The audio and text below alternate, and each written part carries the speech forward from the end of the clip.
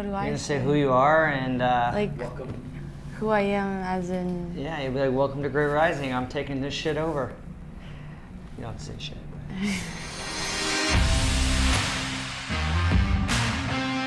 Welcome to this next episode of Great Rising. As many of you know, one of my last episodes was with my father, which was a really special episode for me. 2 weeks later, he passed, and I'm glad that I had that for life, really. And it was a special episode, special interview, and everybody's reached out and said really nice things. Took some time off, and now I'm back. And I thought, what would be better person to start this off than bringing in Miss Alexa Bryson, my daughter, and we're gonna do something different. She's actually gonna be the host, and I'm gonna be the guest. So we're gonna switch spots right now, and I'm gonna turn it over to you. You're our host. Okay. Well, hi. I'm Alexa Bryson. I'm the daughter, and welcome to Great Rising. What questions you got for me? All right. So to start with, easy. Why did you enter the business? Was it because of Papa, and has that changed? Or why did you enter this type of business? Yeah, good question. I grew up with Dad being a very successful life insurance guy, and I didn't really know what that meant, but he would take us to conferences. It was called Bryson Financial Group at the time, and so I grew up with a glamorized version of what the life insurance business was.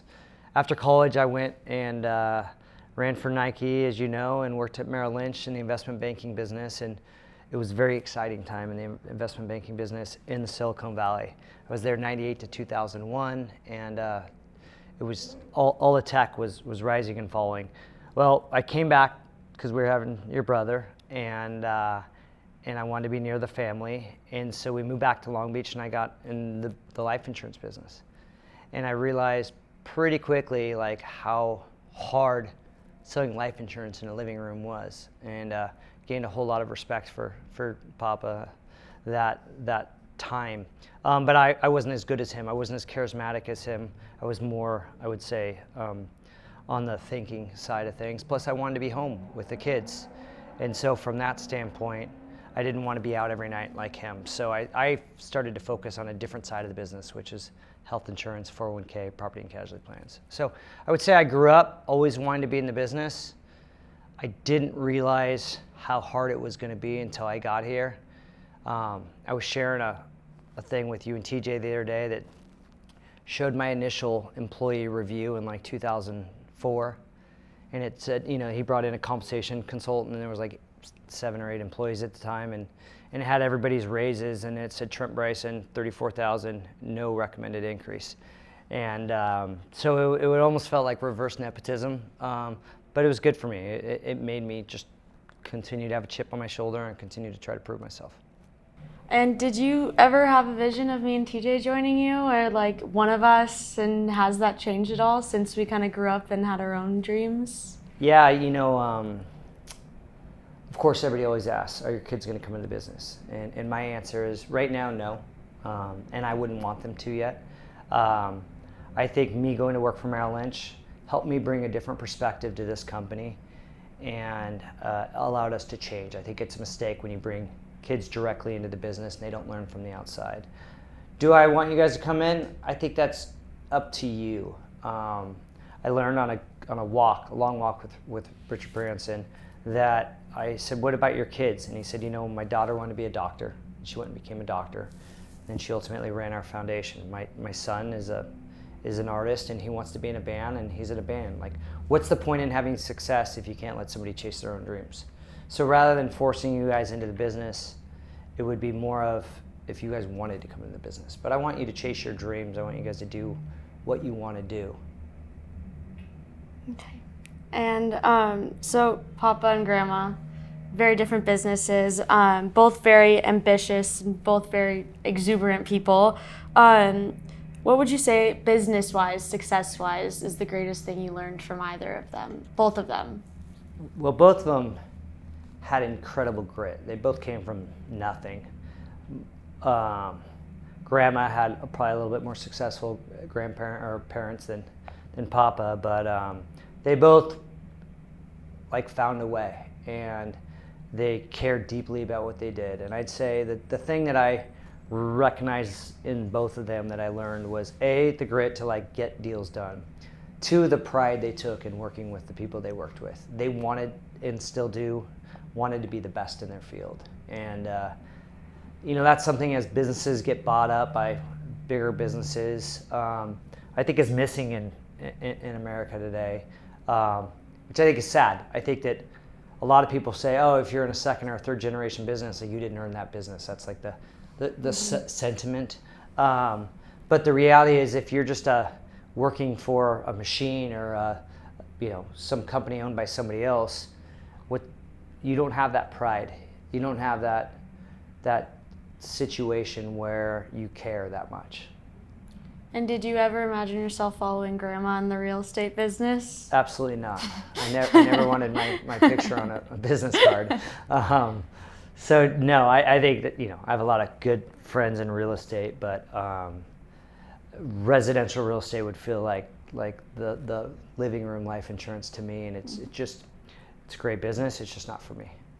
What's one thing, going off that, from Papa and Grandma that you learned, not business-wise, that you want both me and TJ and for our children to carry with us, that you learned from them? I'll start with the thing that I don't want you to learn.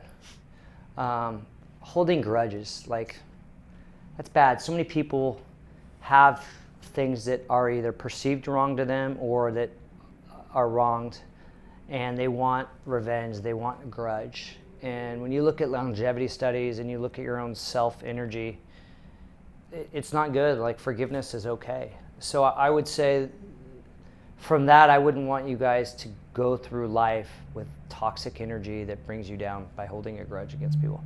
Now, doesn't mean you should trust those people ever again, but holding that grudge is not a good thing.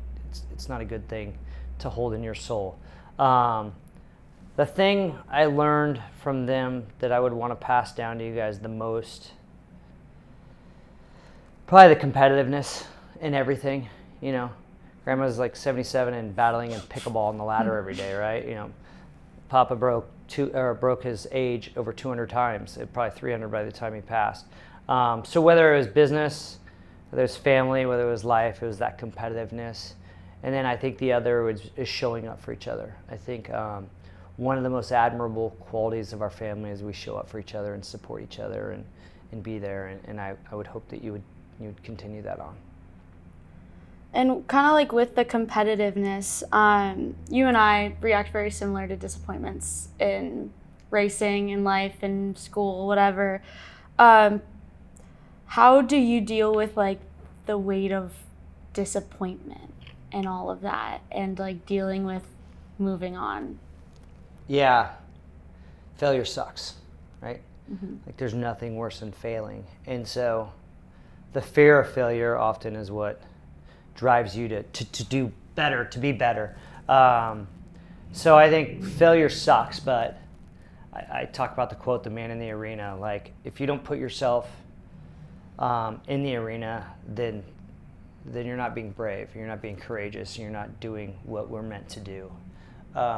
So fuck it, you just lean in and try to make it happen.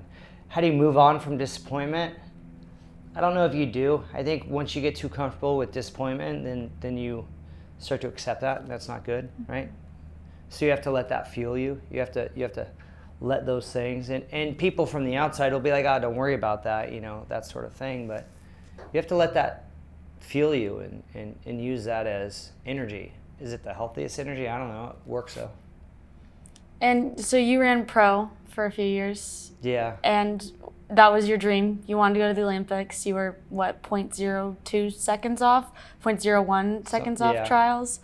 When did you, that was your dream for so long. When did you decide that's no longer the dream, to move on to insurance? Oh, yeah, I know. It's a sexy transition, huh?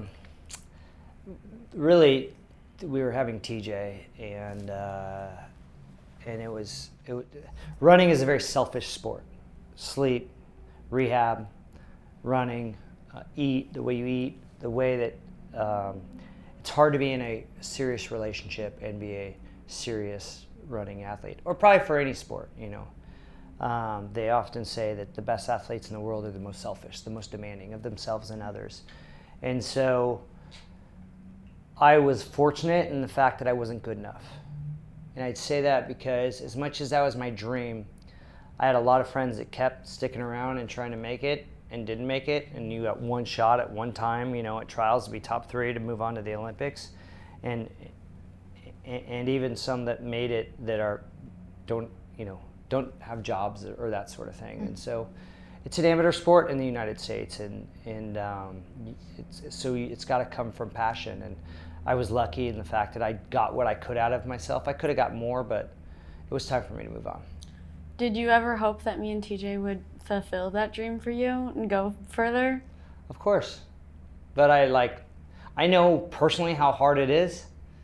So it's not an expectation. Yeah, it's a dream if it's your dream. I've been very, very focused, though, on not trying to live my dreams through you guys. I want you guys to be happy, successful, self-confident in doing things you want to do. And pivoting a little bit now, so all my friends call you the king of side quests. Yes. And you're almost 50 now, and every week you're in a different country, different place, doing something new, playing tennis with Richard Branson. How do you how do you not get tired? How do you just keep squeezing everything out of life that you can? I say yes a lot. And I'm lucky that I get asked to do some really cool things, and I say yes to those things. I think a lot of people look at opportunities and go, how am I going to do that? I'm too busy. I can't do this. I can't do that. So I say yes a lot. Also, for however many years, I didn't travel from Sunday to Wednesday because you guys were at home and I was coaching practice, and it was on my calendar. I don't travel overnight on Tuesdays, or every other weekend, that whole thing. And so now that you guys are off and I'm an empty nester, and I say yes more. Well, you have a dog now. Yeah, I now have a puppy. So that's going to change. But I say yes a lot, and I don't get tired. I get enthusiastic about meeting new people and taking on new challenges. Do you ever get I don't want to say anxious, but when you say yes too much, that you're just exhausted from it all? Yes. There's probably a bit that is a people pleaser, that I'll say yes to things that I don't want to do. As you get older, you start to realize if you don't want to do that, just say no. Because ultimately you're going to disappoint somebody if you come up with an excuse or whatever. And so I've gotten way better at saying no more. And if I say no more, then I'm not going or doing things that take away my energy, only things that feed my energy. So would you advise me and TJ to say yes more, or? Absolutely. You going to Oxford, I wouldn't have done that because I would have been afraid of how it affected my season. And, did you have, it might have affected your cross-country season, right?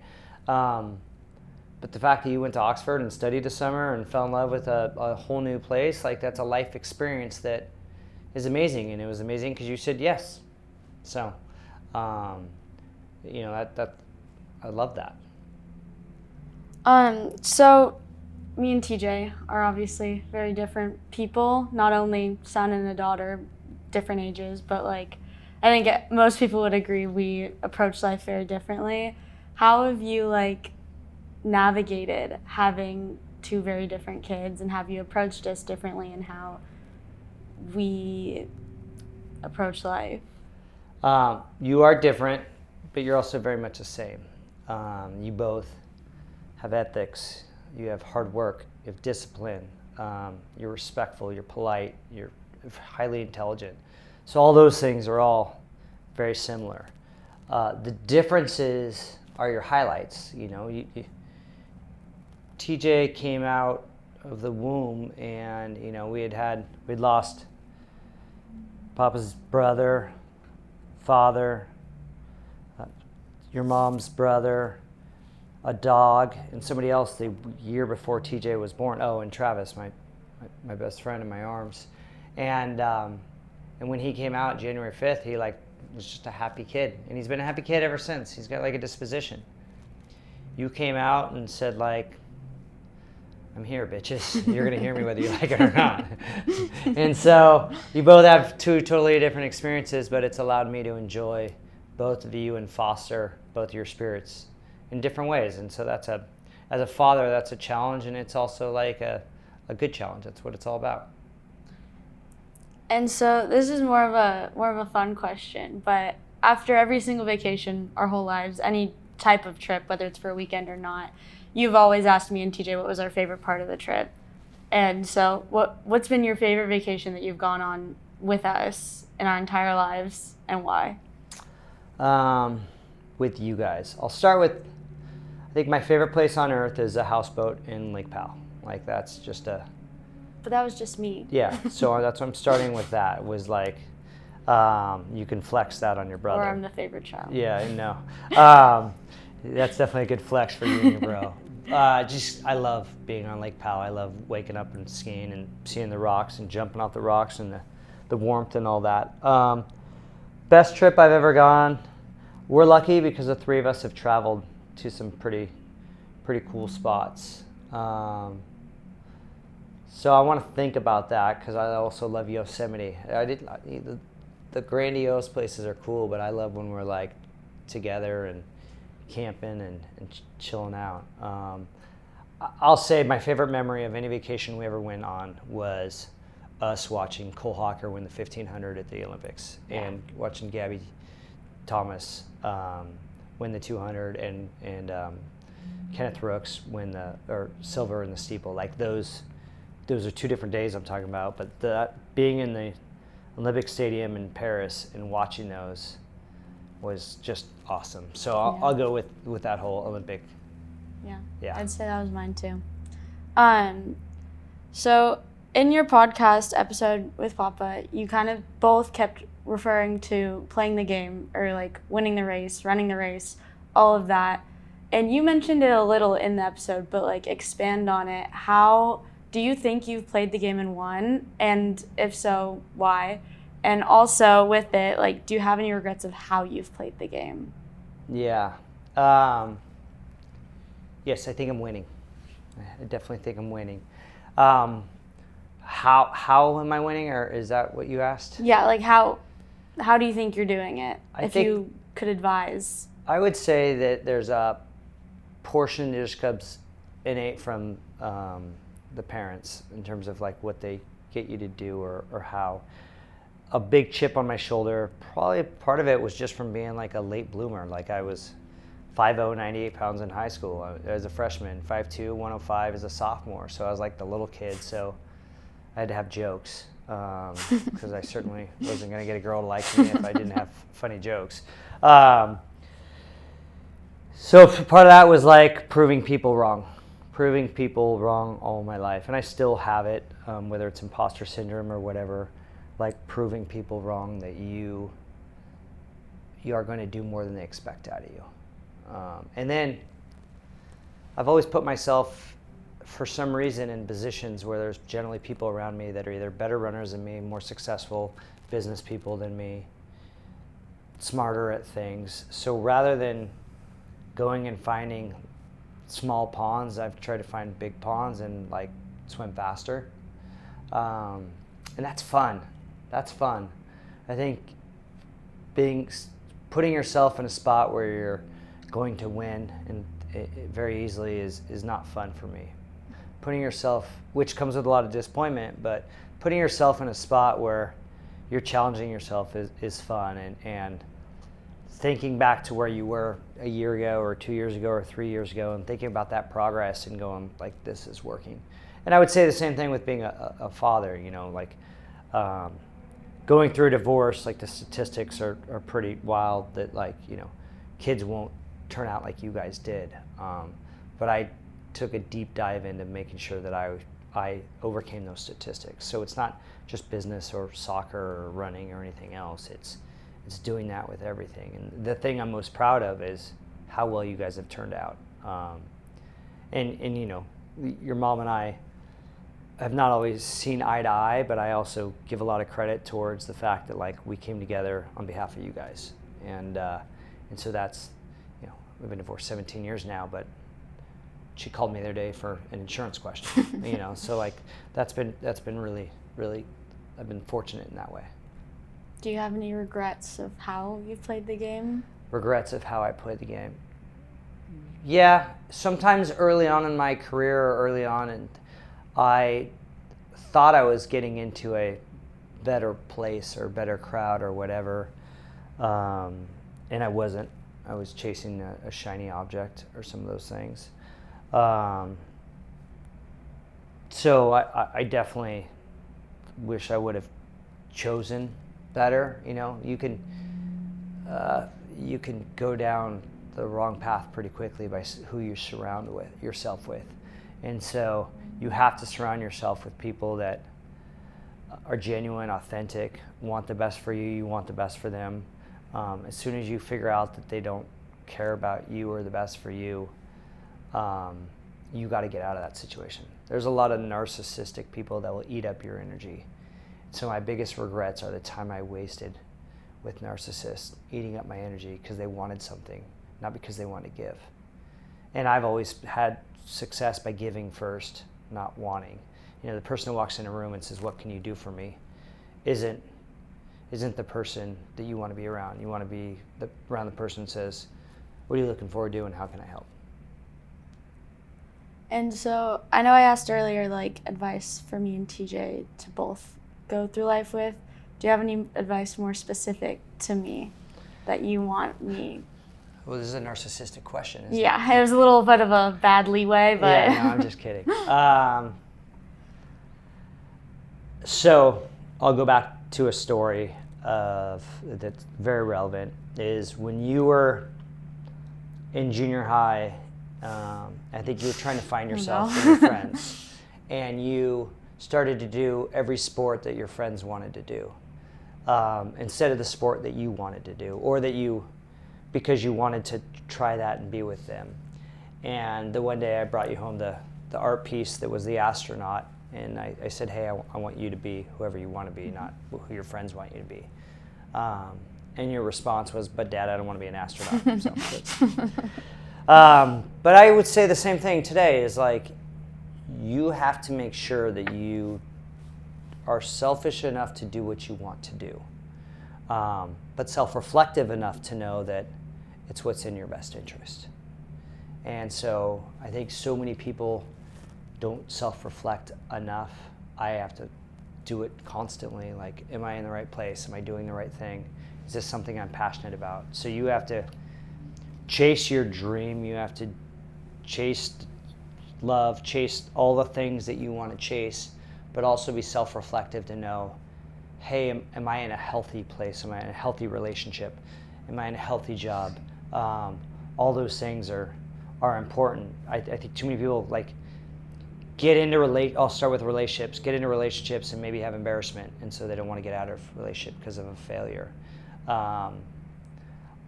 There's no way that I don't think there's a way where your mom and I would be happier together than we are separated. Like, you see that, right? Mm-hmm. And so, was it embarrassing to go through divorce? Yeah, like I felt like a failure.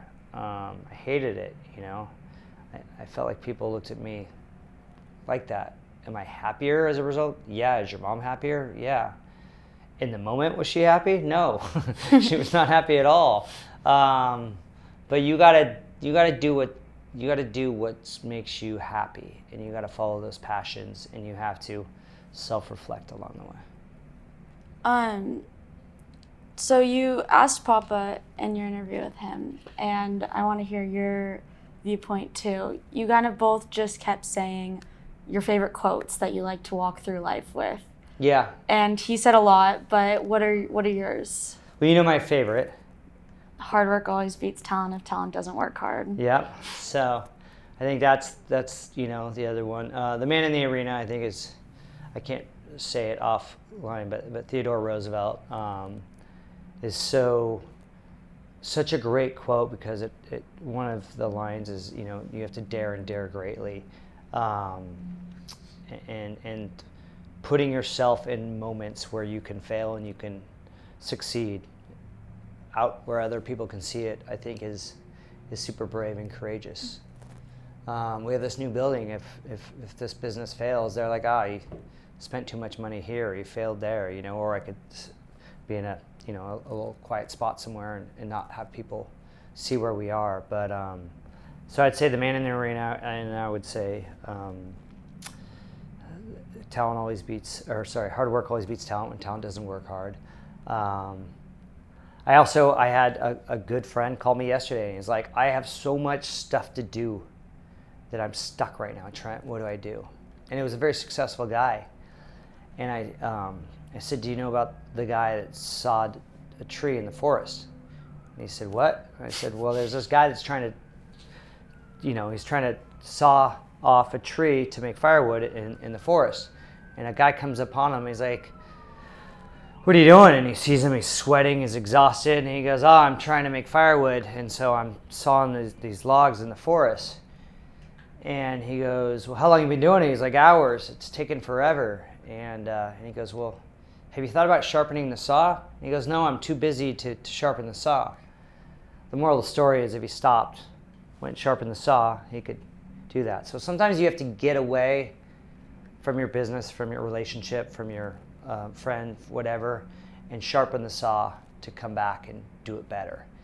And so I think mine's probably not as much quotes as anecdotes in terms of what that is. But one of Papa's favorite quote of mine is you never know when you're being judged for a higher position in life. And so whether you show up on an airplane in sweats or you dress respectfully or nice or whatever, whether you are nice to the person in line. I can't tell you how many people that work here that are amazing that came out of the hospitality industry because they know how to treat people. And so whether they're at Virginia Country Club or wherever they were, they learned how to make people feel good. And I always say that we can't control what happens. We could control how we react to what happens. So there's going to be things in business and in life that aren't good. That's nothing for you or I to get anxious about. Those are going to happen. We can control how we react to those things, and that's where our character is judged. So this last question has two parts. Last question already? Yeah. I thought we were just getting into this. If you don't have more questions, I'll start asking you questions. Well, this is going to be a long one. Has two parts. What do you want your legacy to be overall? But first, in business, with your business, and Long Beach in general. And second, what do you want your kids, your grandkids, your nieces, nephews to remember you by personally? Yeah. Well, I don't think I make any my legacy obviously is you guys, and I've made that my first priority my whole life. And so I want you guys to be proud of me.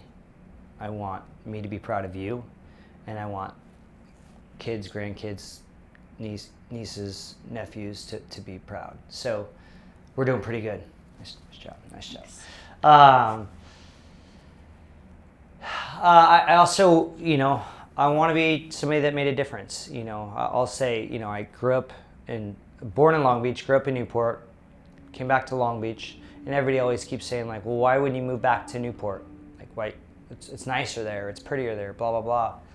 And I've always felt a deep connection to making a difference in Long Beach and making it better than going to Newport. To go to Newport and to support the Boys and Girls Clubs and have, middle to upper class kids have nicer basketballs isn't as impactful for me to come to the Boys and Girls Clubs here and have a kid go from maybe joining a gang to finding his passion and going to the Boys and Girls Clubs after school every day instead of going and finding a bad group of kids. Investing in the city and making it better, bringing good quality jobs to the city, investing in real estate in the city, being a part of the political process in the city, So I would hope my legacy would, like I made wherever I went, a better place, and the children and the grandchildren that followed did the same. Are you ever going to become mayor of Long Beach? Am I ever going to be mayor of Long Beach? No. I think one of the best political quotes that I ever heard was Colonel Powell was being asked to run for president, and he said, I don't want to run for president because it'll make me become a lesser man than I want to be. And what you have to do that, I think a lot of times is you have to compromise too much. And I wanted to be in politics when I was young, but then I realized I don't want to compromise myself to make others happy, especially in today's times where algorithms and social media, and it's filled with so much just vitriol, like hate, like it's crazy. So even Rex, who's doing, I think, a really good job of bringing businesses to the town, people are mad at him for, crime. And by the way, they have a right. It's not necessarily his fault, everything, but, people want their city to be better. I think the problem with politics these days politics are run so much behind a computer or a keyboard, and people are keyboard warriors, and they're all tough when they're that, but they don't actually get out and do something. The same people that complain about crime, like, okay, have you joined a neighborhood watch? Have you cleaned up your sidewalk? Have you done all those things? And so, no, I don't have any interest today in politics. Well, that was my last question. That was your last question? That was my last question. So then my question back, because the host, if you watch any of the episodes, always gets at the end. I was hoping we wouldn't get to this part. Gets to ask questions back to you. Mm-hmm. So my first question to you will be, what do you think your superpower in life is? I would say that my superpower in life is kind of like you mentioned earlier, like Tiffany always says it too. Like, I always say yes. I think me going to Oxford, going to visit my friends in Boston, taking all these trips everywhere, and having the privilege to do that is great, but just always saying yes. And I think, like, my passion for life is my superpower. Passion for life is your superpower. What steals that passion from you? I think the anxiety of failure steals it from me. The fact that on every trip I go on, I am thinking the whole time about how I'm missing a run, potentially missing out on sleep, not being able to study the extra hour or two, and just kind of, not that even affects it, but the anxiety that comes with missing that hour, that kind of steals away from the joy of being in the moment. Yeah, it's generationally, right? You would say anxiety, I would say fear. We would interchange those two words. I don't know what the difference is, but that's okay though. Fear of failure or anxiety of failure is okay. I think knowing that you can accept that and use that as fuel is a good thing. So my next question, what would you say you wish you had more of with your parents? I would say quality time. I feel like with everything, the switching houses, even though we did it so seamlessly with our family that most people don't get, I would say with all the games, like, you coached us, but you were our coach. You weren't our father in that moment, like, telling us that you're proud of us no matter what. You were telling us, go score some goals. And I think with mom as well, very glad she was able to find Maddie and have the two children, but it did, I would say, take away from quality time that me and TJ could have had with her too. Yeah. It's interesting because this topic has come up with us a lot over the years, and I'm sure, the dads that want to be with their kids the most coach, right? And then do you get to be a fan? I feel so fortunate that you guys both ran for Coach Filippo and Coach Cam and even Coach Gabby, because I got to be a fan for that. Everybody thinks that I'm like the intense running dad, but for your running careers, I got to just be a dad. I didn't have to be a coach. Every once in a while you guys will ask me for advice, but it's been fun to just be a dad for that part versus be a coach. But when you're young and a young parent, you think I want to coach everything. That's being a good parent, and then that changes that dynamic. So I don't know if I went back, if I would be a coach again. Now the problem is there's not enough coaches, especially experienced coaches, like soccer and that sort of thing. Because our generation is the first generation to actually grow up playing soccer. Our dads played football, baseball. They didn't play soccer. So I felt I guess a responsibility to coach as well, because I knew more about soccer than the other dads, and the other dads were generally older than me because we had you guys so young. With that, do you have any regrets of how, like, things that you did do you have any regrets of how you raised us? Any regrets on how I raised you guys? I think we turned out pretty good. I'm glad you do. Way to be self-reflective there. No, I feel very fortunate in how we did it. I actually feel like one of the best things about the divorce is I got quality time with you guys. If I had stayed married to your mom all those years, I would have went to work, and I would have deferred more to her as a mother to watch you guys. And because you guys were mine and there was nobody else really to pawn off to or whatever, like, it forced me to have more quality time with you, which I was so fortunate to do that, you know. And in our YPO group, you know, we have this thing called Golden Ticket, where you give your kid a ticket and they can choose whatever they want to do, and it's that quality time. A little different because I had both you and it was me, right? And so we did everything together. But that was pretty cool because it's fun to see how close you and your brother are. I think that we're, you know, as much as the statistics don't show that, I think we're better off because of the divorce, because of the fact that I got to raise you guys half the time by myself. And you guys got to see, and it was important for me to lead and to be that example of what that looked like. Do you wish we were still married? No. No. Okay. Sorry, Summer. What's your favorite thing you've seen me accomplish? I think, well, I'd say there's two things. One is I feel like even just growing up, I've been able to see how the business has grown firsthand. Like, I remember we were living in that, 2-bedroom apartment off of, 2nd Street is a very nice place, but we were renting that apartment, eating ice cream for breakfast. Like, that was a cool one. We weren't, like, living in the house we're living now, and I've been able to see, like, firsthand, like, moving here to this location, getting location in Newport, like, how you've been able to grow the business with Papa and on your own as well.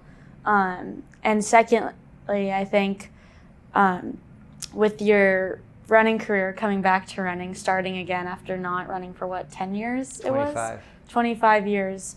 And then running again when I started running and just going to nationals every year. Like, I get paid to do this at school, and I'm struggling to show up to practice every day, but you do it all on your own, and you go to nationals and you beat all the other old guys, and you beat some young guys too.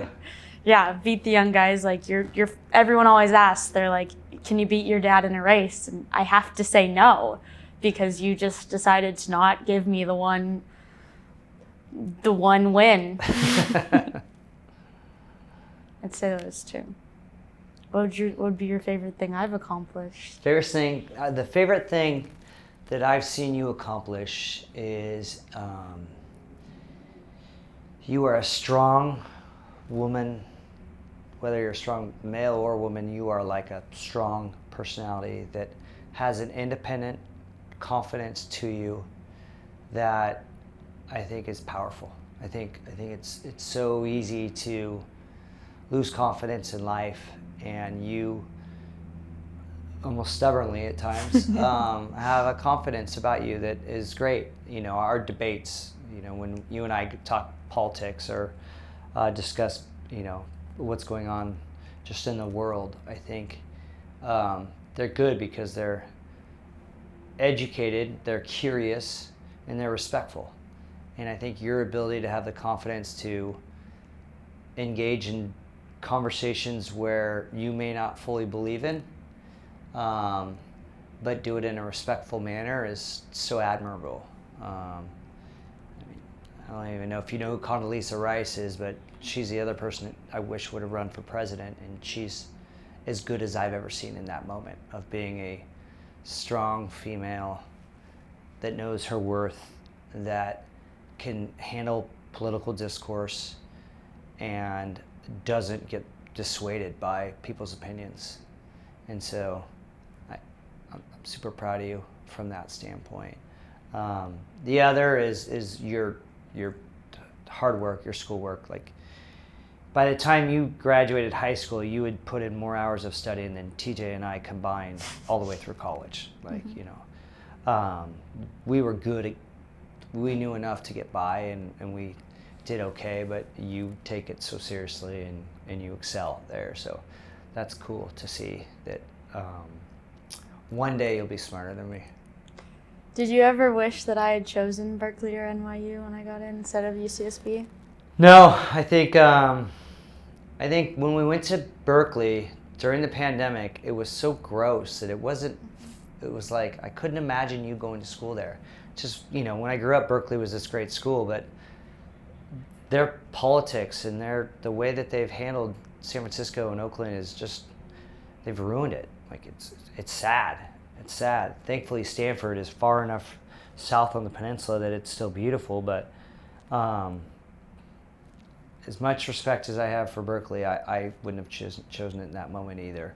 NYU will be great for later in your life. It's not for undergrad school. I think it would have been expensive. I think you would have been in a big city. I think it would have been, you would have just been another person in a big city. Santa Barbara, where you get to thrive and run. I was shocked that you went to Santa Barbara, but where you get to do everything that you're doing. And then having your brother there for a year, I think, was cool because you had somebody to shepherd you through that process. My freshman year sucked at Santa Barbara. I wanted to transfer. I hated it. I missed my high school friends. I missed my family.